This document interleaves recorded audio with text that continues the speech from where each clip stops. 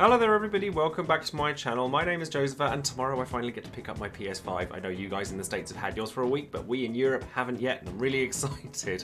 Welcome back to my channel. This is another should you pull video for Dissidia Final Fantasy Opera Omnia, and today we're going to be talking about Gau and his lost chapter. Now Gau's kind of fallen under the radar a little bit because banners either side of him and not long in the future are such hyped up characters. But having looked a little more deeply into Gau, I think he's actually a lot more interesting than people first gave him credit. So if you'd like to hear more about Gau, his Lufenia mission, and characters you could take along to that, as well as hearing from other people as to whether they would pull for Gau or not, then stay tuned and keep on watching. As always guys, don't forget to check all of my social media links in the description box below. I always list them every time, you know what they are. For Twitch this week, I'm obviously going to be streaming Gau's Lost Chapter on Friday morning. I'm actually streaming twice that day because I'm going to be continuing my Final Fantasy count up and pushing through on FF1, so thank you very much if you're following that as well. And then on Sunday, I'll also be continuing some Final Fantasy 14 and chill, so if you guys play Final Fantasy 14 and happen to be on the Omega server or Chaos Data Center, come and join in. It's really nice to kind of chill with people. On Patreon, I always shout out one of my patrons every time I release a new video, and this time around that person is going to be Shia, who is a fan of Final Fantasy 14 themselves, because as you can see on their title card, they have Thancred as their character. So if you are interested as well in getting a title card just like Shia has here, as well as other benefits like participating in the Would You Pull part portion of my videos, voice chats with me, and a bunch of other benefits, then perhaps consider becoming a patron yourself. Don't forget to check out all the other links in the description box below relating to Opera Omnia, and of course check out all of the other content creators besides myself. So as usual, the first thing we're going to do is take a look at the banner itself, and this one will contain Selphie and Terra, who are both really quite outdated at this point. Don't worry, Terra fans, she will get her time in the sun, but that time is not now. And then we have Gau, who gets an LD. He doesn't have a rework or anything, but he gets some new toys with his LD. Now, if you've never used Gau before, now I've not used Gau up until now, I don't have his EX or anything. He's a bit of an odd beast, is our Gau. Now, Gau's skills are a bit odd in that when you use one of them, you can't use the other one for a certain amount of time until it's refreshed, and you can, because what there are is essentially stances for Gau to be able to counterattack things. Now, Gau's not like other counterattacking characters. Gau doesn't counterattack when things attack him. Gau counterattacks things when they attack anyone. Now, what you're trying to get out of these is that you've basically got the two skills which are two different modes. So Life Shaver is a healing attack. Like the counter it does is a bravery attack, not a brave HP attack, and it grants healing and bravery to the party. Whereas Cat Scratch is a AoE bravery single target HP attack instead, and you get different like brave HP pluses depending on which one you're using. And the HP plus for Cat Scratch obviously being splash damage, and then the HP plus for Life Shaver being a battery based thing.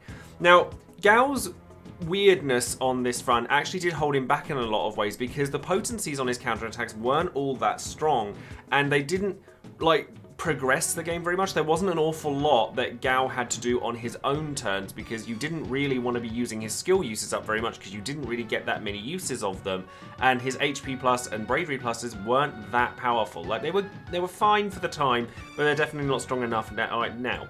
Now his EX is also a little bit strange. His EX gives him a buff that it gives him more offensive stats. He also has a a multi-hitting AoE bravery attack, single target HP attack that it is delivered multiple times. And it's a bit of a strange one again, because Gau thrives on being against lots of enemies, because obviously for every enemy that's attacking you, that's an attack that Gau is getting.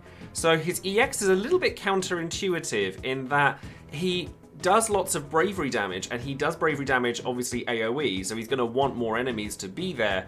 But because it's single target HP, it really, it's a bit of a weird one, but it does give him an HP plus that is an Earth Brave HP attack that he can deal with. It also inflicts Earth Imperil, and Gau is only one of two characters, even in JP, that is specifically designed as an Earth damage dealer. So he's got Earth Imperil, and he enchants himself with Earth as well, and all of his attacks are Earth based, so you've got that to go with. But up until now, he didn't really have an awful lot to do on his own turns, and his damage was just a little bit lackluster unless you were against 3 enemies and they were fast enemies, and that is where Gao thrives. When you're against enemies that like attack an awful lot, like his own event does, then he's going to do a lot of damage. But like 8 and like other counter-attacking base characters, he's not meant to do an awful lot on his own turn. He's meant to do things on his opponents.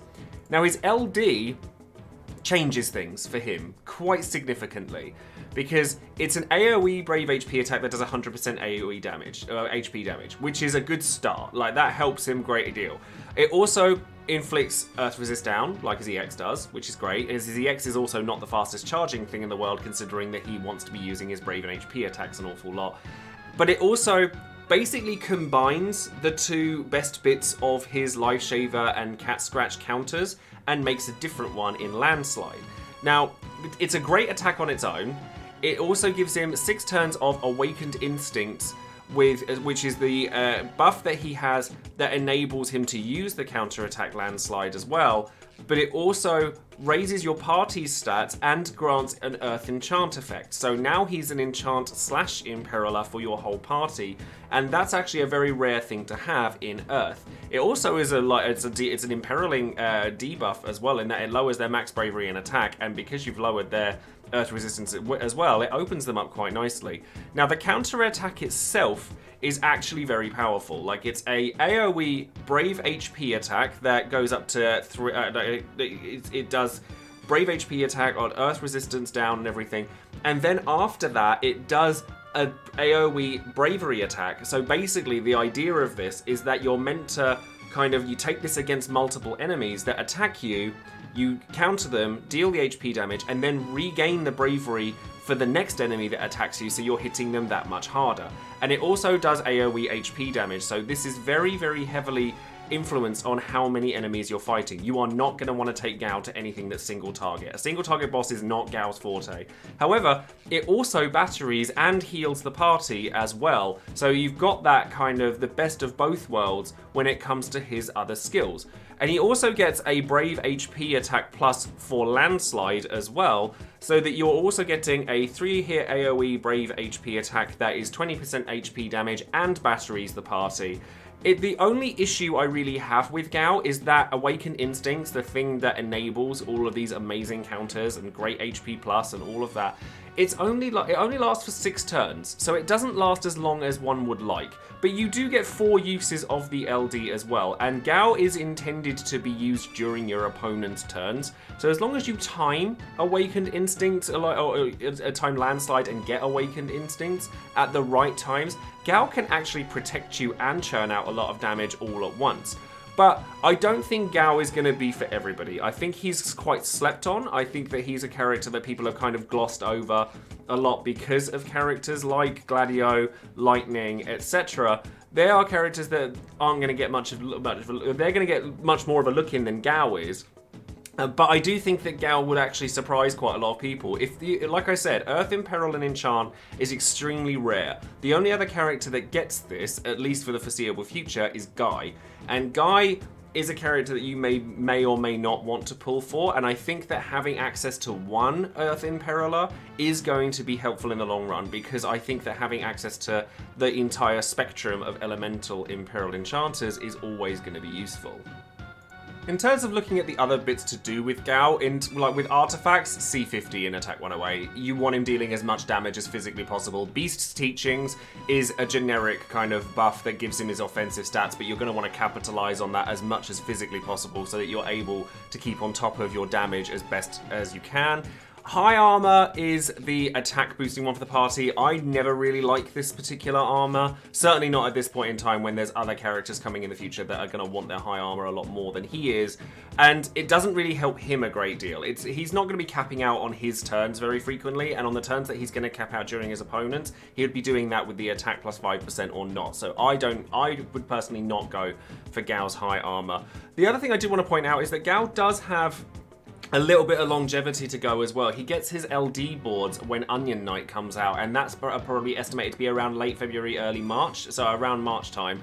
And it does actually help him quite a lot. We're not going to get this now, so obviously don't base your pulls on this part of it. But if you're looking at Gao, then you've got a nice little bit of future ahead of you. You get improvements to your hit counts on all of your counterattacks and Landslide itself. You also get a party-wide attack up effect added to Landslide. Its hit count goes up. So you've got a reason to pull Gao back out again much later, and in all fairness, this is influencing my decision on whether I might pull for Gao a little bit or not, purely because March is the time that's murkiest for me. When I did my future pulls video, like, it was the time that was murkiest for me, and having Gao now would mean that it would be a bit more streamlined for me to pull in March, sort of like, so that I've already got a character that's going to be useful and synergy within those events. So now let's take a look at the Lufenia mission that comes along with Gao's Lost Chapter, and I remember the chaos for this particular fight when it came out the first time, and it was a pain then, and it's a pain now. These are the Ancestors, so they're a spin on the lizards we've fought loads and loads and loads of times, but you fight one of them first, then two of them, then three of them, and they're nasty, where they're regular attacks, they delay you all the time, they have a AoE attack that dispels you, they cleanse their own debuffs frequently. And when you're only fighting one of them, you don't have to worry about the Lufenia Orb. It doesn't come up at all. But when you're fighting two and three of them, as soon as they hit under half health, that's when the Lufenia Orb turns up, and it's going to stay there until they die. So there's actually two ways that you can increase the counter on the Lufenia Orb on this one. And it's Earth Bravery damage, obviously tying in nicely with Gao and the fact that he can enchant the party with Earth and deal Earth damage himself. And he actually increases it by 2 turns rather than just 1. So it really is very helpful to have Earth damage if you can get it. And you can also do it by counter-attacking, which again, Gao plays into if he's being attacked or you get a counter-attacks. There's loads of ways that you can do counter-attacking, such as 8. Like if you have 8 access to him, then he's going to do really well at countering the orb that way. Gabranth can even counter the orb, like with his debuffs. It doesn't get an awful lot out of it because like they're immune to attack down, speed down, and defense down. But he's got frames debuffs that will go on there, and they still count as a counter attack. And then if you want Earth damage, you've also got hold of Realm and Brothers. So if you've got Earth damage through them, then you can bring Realm along. Ishtola actually does Earth damage as well through her Stone attack. So if you're really kind of struggling to think of characters that you can bring that deal Earth damage, Ishtola can actually do it as well. Edge can also dodge the Lufenia attack from these guys. So if you've got Edge, you can take him, but you really want to hope that your damage is really strong elsewhere, because Edge is not the most damaging character in the game. And while you can dodge the Lufenia attack, you still have to kill the enemies within a certain time slot, and you still have to get that score. So while Edge can work, make sure the rest of your party that works well and around it. Arden and Strago are both like absolute all-stars here for AoE damage, and they have instant break because the enemies do a massive bravery gain to like 68,000 bravery, and they also make themselves resistant to all types of damage unless they're imperiled for a certain element. So you're really going to want to bring somebody that imperils something and make sure that you're dealing a large amount of damage in a short space of time. But because Arden and Strago have access to instant break, then that's going to help you with that as well.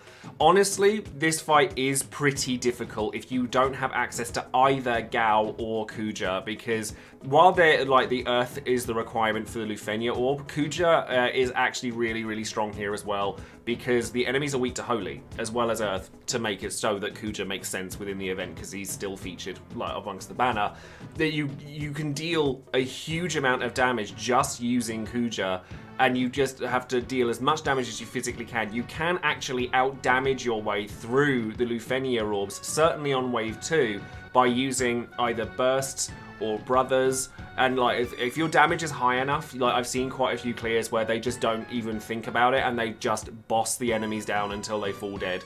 And then you could, or if you're able to play around the Lufenia Orb to some extent, then you can save everything for the third wave where you have to fight 3 of them all at once. And that way you can literally just go, okay, they're at 50% now, I am going to deal as much damage as physically possible using my Kuja Seraphic Star if I have it, a friend Seraphic Star Kuja, Brothers, make sure that Lufenia orb goes back up again, at least for the duration of the summon. Strago doing AoE 100% damage with Quasar, and then but the other thing that you want to keep in mind as well is that the enemies do HP attack a lot. They like to throw out their HP attacks. They like to also do delays, make sure that you're primed in a position where you're going to take a lot of HP damage. So taking a tank is pretty imperative. Whether that be an evade tank like 8 or like a tank like Barsh where you soak up AoE damage.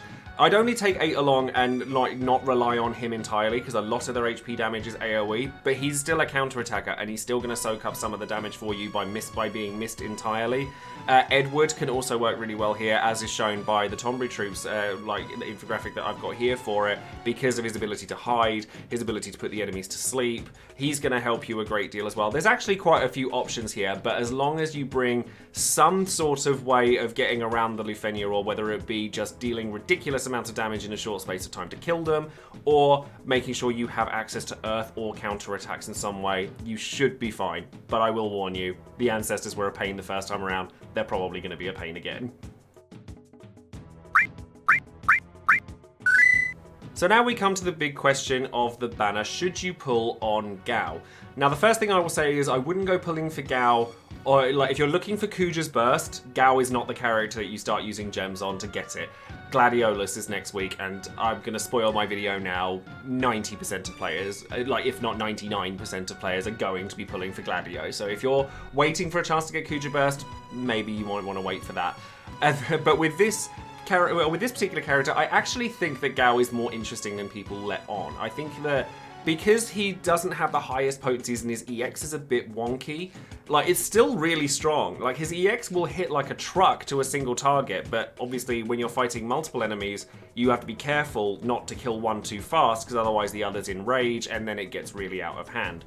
But having access to the Earth Imperil enchant is really nice, and if you're looking to get one early that has that and your resources allow for you to do so, Gao's actually not bad for it. And if you wanted to maybe not pull on Guy when Ramza's Burst is around, and you perhaps wanted to save your resources for a different banner that Ramza was on, then you could pull for Gao and therefore save yourself having to get another Earth Imperil enchanter later. If you haven't got any other kind of counter-attack based characters, like I don't have 8 or anything like that, then his ability to play around with different types of counters is quite fun, and the fact that he counters after anyone is attacked rather than just himself, and the landslide counter is really good against multiple enemies, then you could pull for Gao here. However, I think if you're saving for Gladiolus and Lightning, this is a pretty easy skip for you. If Kuja's hurt your resources, or you were skipping Kuja entirely so that you could pull for Gladiolus and Lightning, then you're not going to want to pull for Gao either. Guy might be more appealing to you than Gao as well. And I think you only realistically need one of the two, because while Gao has longevity in that he gets his LD boards when Onion Knight comes out, Guy already has his when he comes out, and he's more sort of defensively oriented, like brave damage reduction and things like that. But you might want to consider skipping Gao, going for Guy, or maybe even pulling for Gao when he comes out with Onion Knight if you wanted to. Earth Imperil's also not that important compared to other imperils, because events that require it are about as rare as the units that have it. Gao and Guy are the only units that actually have specifically Earth Imperil. Obviously there are other characters that have sort of multiple elemental imperils like Shantotto or Xander, but for specifically Earth, you've got Gao or you've got Guy. So those are your two options for that, and honestly, you don't really need it. If you can clear Gao and Guy's Lufenias and their Chaos Challenges and what have you without them, then maybe you don't need to pull here. Personally, because Kuja was really nice to me, I would quite like to have access to a character that's a bit weird, like Gao. I kind of want to pull on Calanort and Kieran as well, and I know they're characters that no one wants to pull on. But I think that having access to Gao would actually be quite interesting, because he's got that rare imperil. I don't think he's mandatory for everybody, and I don't recommend that people pull for him over the next couple of banners coming up. But if you've got loads of resources available because you've just farmed Bahamut, give it a few tickets, see what happens.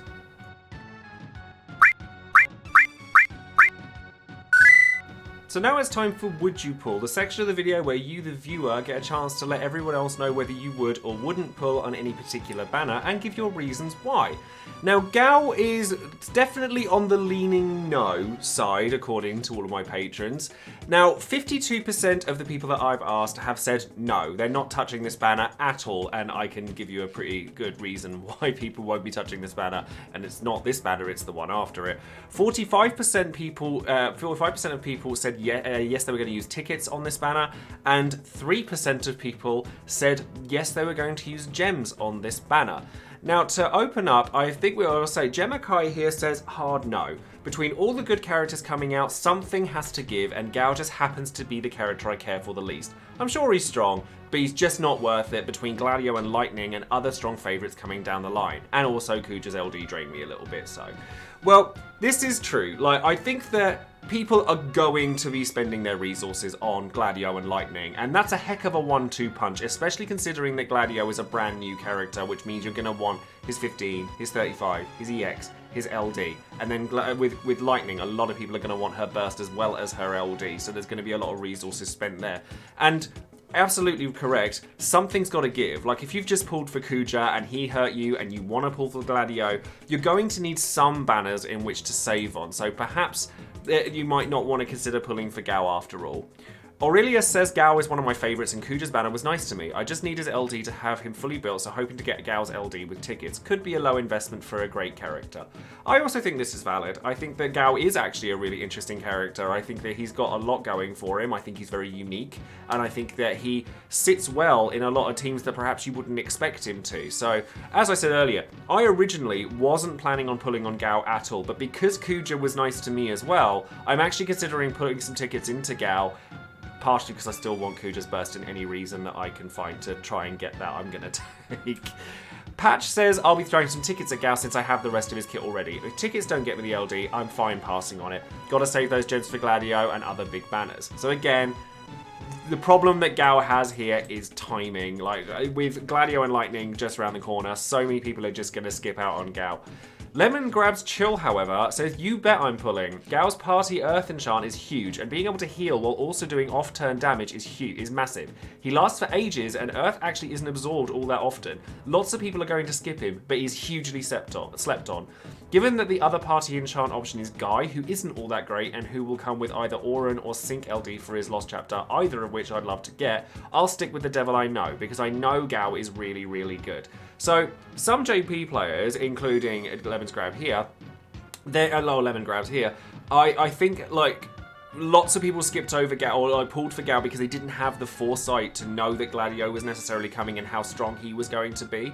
And I have heard from quite a few people that those who did pull for Gao were actually quite impressed with him. So having spoken to a few people, he does actually interest me a lot more than he once did, because I saw his kit originally and I was like, I don't know about his wonky EX, I don't know about the fact that he can only be in one of his stances at any time, and when he's not in his landslide stance, he's not, like, as great. But that landslide stance is really powerful, and he does get the LD boards coming out that help him a lot more later down the line.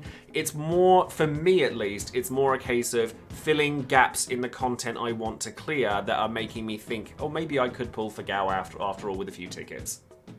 So that's going to be it for today's video. Thank you all very much for watching, and thank you to all of my patrons for posting their comments and their votes on Gao's Would You Pull section of the video. Let me know in the comments below if you plan to pull for Gao or if you're skipping him to save for other banners. Don't forget to like the video, subscribe to the channel if you haven't already, and perhaps check out my Twitch channel as well if you'd like to come and watch me, like, I don't know, fail to pull Gao or Kuja's burst. I mean, Kuja was really nice to me. Maybe it could happen. Fingers crossed, hey. And of course, don't forget to ring that bell for notifications as well. Thank you all very much for joining me, and I will see you in the next stream or video. Thanks again. Take care.